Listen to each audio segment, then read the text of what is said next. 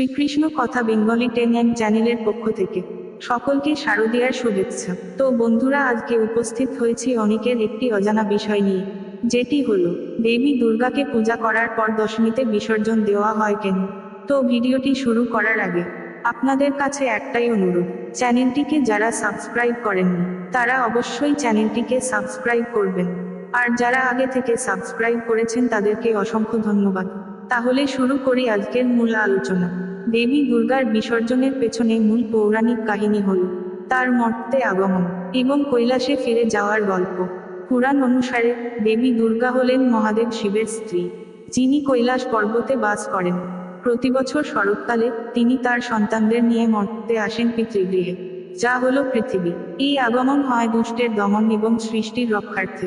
মর্তে তিনি মহিষাসুর নামক এক অসুরকে বধ করেন, যা আসলে অধর্মের বিরুদ্ধে ধর্মের বিজয়কে প্রতীকীভাবে প্রকাশ করে।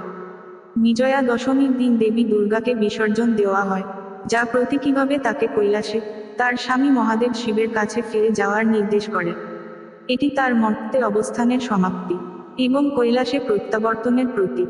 বিসর্জনের মাধ্যমে ভক্তরা তাকে বিদায় জানান এবং আশা করেন যে আগামী বছর আবার দেবী দুর্গা মর্তে আসবেন এবং সকলের মঙ্গল করবেন। এই পৌরাণিক কাহিনী মায়ের প্রতি সন্তানদের ভালোবাসা ও বিদায়ের বেদনাকে তুলে ধরে, যা দুর্গাপূজার একটি আবেগঘন ও গুরুত্বপূর্ণ অংশ। তো বন্ধুরা, আজকে এখানেই বিদায় নিচ্ছি। দেখা হবে অন্য কোনো ভিডিওতে।